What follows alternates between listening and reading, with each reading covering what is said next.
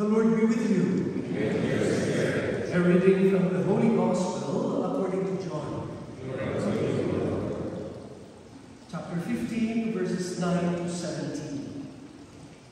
No one has greater love than this, to lay down one's life for one's friends. Jesus said to his disciples, "As the Father has loved me, so I have loved you. Remain in my love. If you keep my commandments, you will remain in my love, just as I have kept my Father's commandments and remained in his love. I have told you this, so that my joy may be in you, and your joy may be complete. This is my commandment: love one another as I love you. No one has greater love than this, to lay down one's life for one's friends. You are my friends if you do what I command you. I no longer call you slaves, because a slave does not know what his master is doing. I have called you friends, because I have told you everything I have heard from my Father. It was not you who chose me, but I chose you and appointed you to go and bear fruit that will remain, so that whenever you ask the Father in my name, he may give you. This I command you: love one another." The proclamation of the good news of our salvation. Praise to you, Lord Jesus Christ. In the name of the Father, and of the Son, and of the Holy Spirit, amen. I would always remember a saying that goes, "Tell me who your friends are, and I'll tell you who you are." Familiar? Or, birds of the same feather flock together. And that is the beauty of our gospel reading, proclaiming it, the joy of the gospel, and all our readings that talks about love. You know what? Roman Catholic priests, especially during this time, would become romantic Catholic priests. Because we will be talking so much so about love. Love in matters of a husband and wife relationship. Love in matters of family, family, right? Father and mother, ILY, I love you. And obviously the love that is an invitation for you, for me, in this beautiful celebration. The greatest gift of all is the love that Jesus reminds us. From the love of the Father, God so loved the world so much, He gave us His only begotten Son. To the love of the Son, who says, "Greater love no man has than to lay down his life." And the love of the Spirit that brings us all together, for where 2 or 3 are gathered in my name, there I am in the midst of them. Well, I was just thinking, there was one incident where probably it was about like a 70 years anniversary, where I was celebrating and renewing the vows. Well, obviously, the wife, the lady, was a little bit irritated and, well, maybe was not so much in the mood. But anyway, before I renewed their vows, I asked the husband, "What is your secret, and what do you think you can say about this beautiful relationship that you are going to renew?" And he said, "Father, all I can tell you is our love is trusted and true. I said, wow. And with pride, he said, isn't it, dear? And you know what the wife said? Yeah, I'm sick and tired of you too. But what gave them that great opportunity to be closer to each other? I would once say that, well, in the Philippines, we love to sing. And I'm sorry if I have to sing you a song that would give us little by little points about love. And the song goes this way. Don't you worry, I'll translate the keywords to it. Ang pag-ibig ay sadyang ganyan. Tiwala sa isa't isa'y kailangan. Dati mong pag-ibig wala akong pakialam. Basta't mahal kita kailan pa man. And what is the message of that phrase? It talks about the trusting love. That this person who sings that song would say, I don't care about your past. What is most important is who you are, your present, and because I love you just the way you are. Then the second point goes on this way. Huwag kang mag-isip ng ano paman. Mga paliwanag mo'y di na kailangan. And what is that all about? It talks about forgiving love. And that love is no other than presented to us by the love of Jesus hanging there on the cross. At the point where we just look up to Him, it would not make you feel guilty, but rather it gives you joy to know that after all, in spite and despite our sinfulness, what would He say on the last 7 words? Father, forgive them, for they know not what they are doing. Trusting love, forgiving love. Well, it would always say, I love you 3 times a day, so I have to have another one. Maliman ang ikaw ay ibigin ko. Ako'y isang bulag na umiibig sa'yo. At kahit ano pa ang iyong nakaraan, basta't mahal kita maging sino ka man. Any Filipino can sing you with me? Mahal kita, basta't mahal kita. Iniisip nila ay hindi mahalaga. Mahal kita maging sino ka man. And that means to say, I am just simply crazy in love with you. And I would not be able to live my life without you. And I love you no matter what. Because, again, my love is not because of you, but because it is because of the love that comes from deep within my heart. And so, that would be crazy love. What was that again? Trusting love, forgiving love. And what is this crazy love? It's what we call charity, caridad.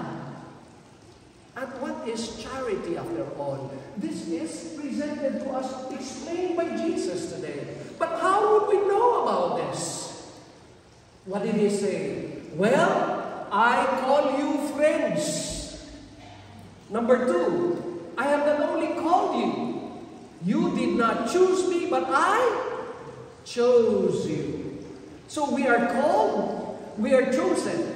But what's next? This is my commandment. Love one another as I have loved you. And so we are not only called, we are not only chosen, we are given the commandment. We are commissioned to go and bear fruit that will remain. How? Aha! Let me just make use of the word Jesus uses here. Friend.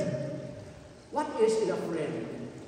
In a friend, there is what we call F of that friend. Fidelity. Faithfulness. That's why husband and wife make a promise. for better, for worse, for richer, for poorer, in sickness and in health, not until further notice, but until death do us part.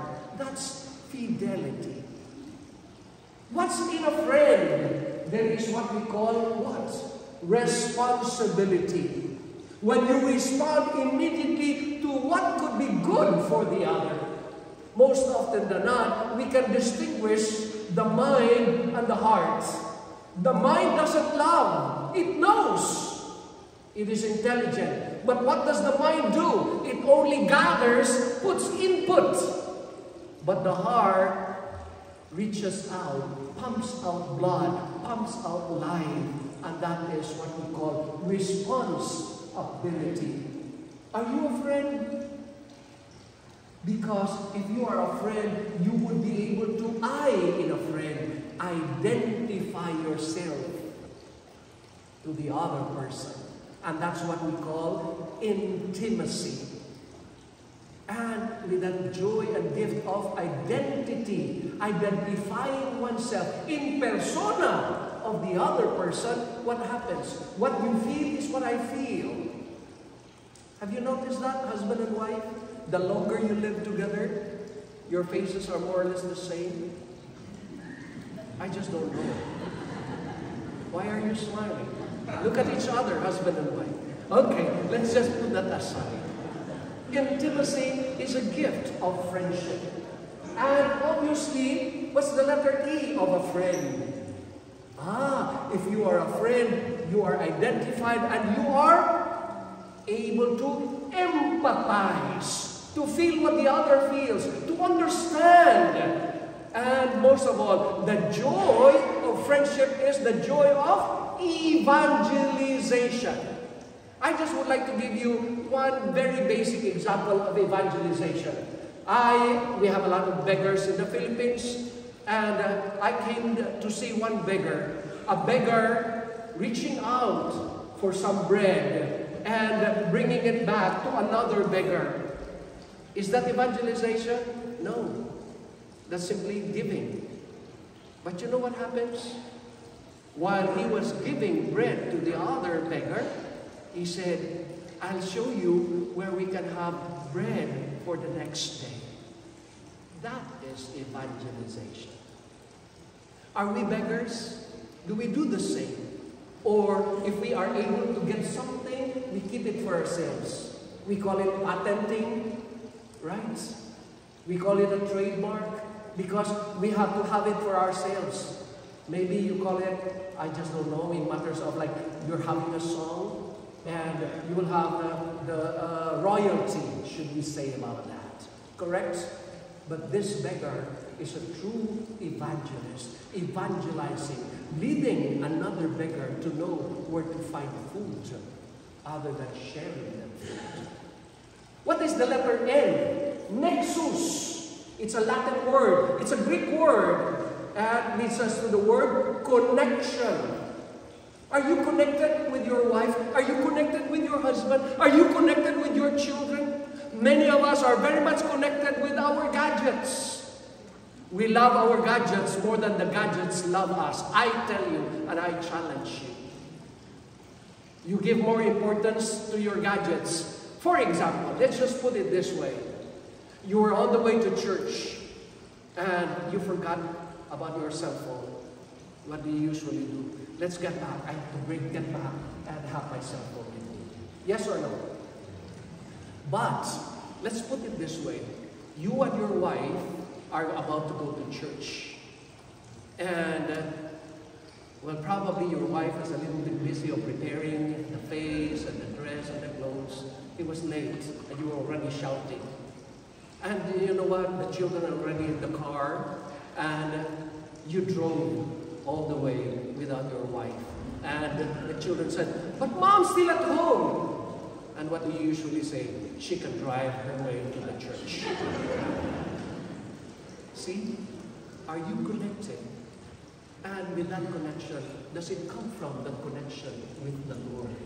Remain in me as I in you, as the good shepherd towards his sheep, as the vine and the branches are connected. remaining that they will be able to bear fruit. And what is the letter D of that friendship that we talk about? It's no other than deepening our deep relationship. And what is that? Putting the human feeling, emotion, and understanding of what love is to level up to what we call divine love. And what is divine love? It's no other than it is better to give than to receive. And that is why we are able to take the joy of forgiveness, the joy of love, the love that Jesus is giving us in the joy of friendship. Number one, becomes alive in our hearts if this is filled with grace. Your friendship, our community must be what? Grace-filled. Por eso, we are here to listen to the Word of God. And that Word of God not only inspires us, but rather sustains us by the grace of the Eucharist, by the grace of sacrifice, by the grace of service, by the grace of sharing. This friendship becomes golden when we are able to, like Jesus, offer our life to Him. Offer our life to our family. Remember the words of John F. Kennedy?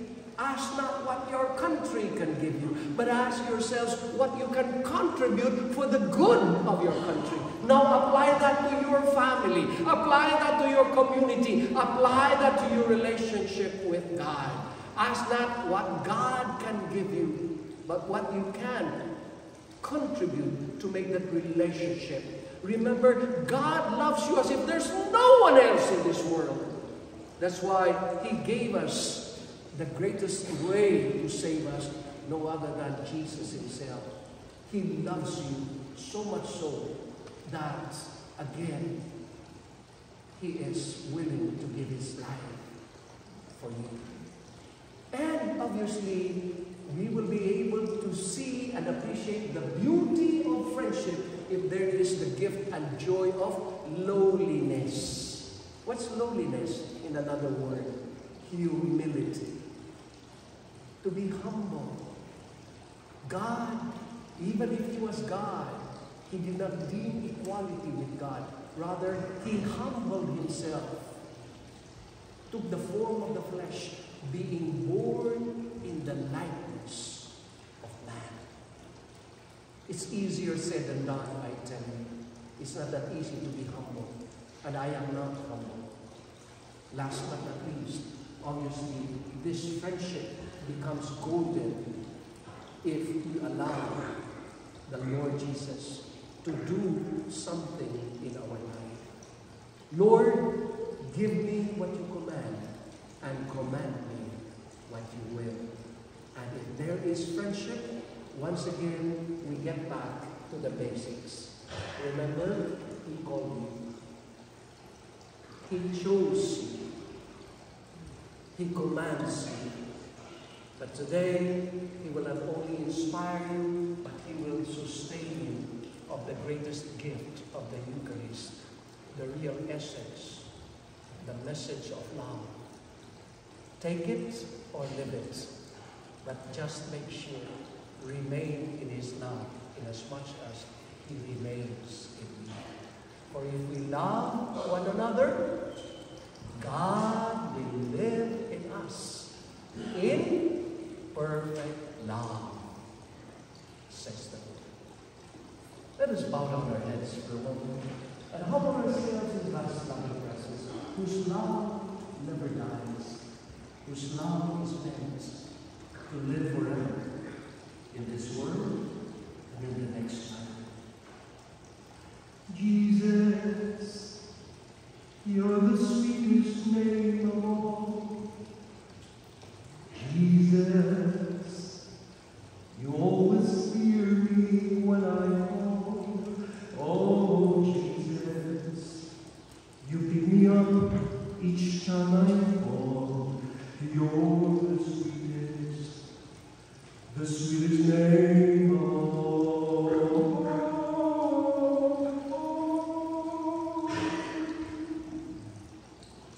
Yung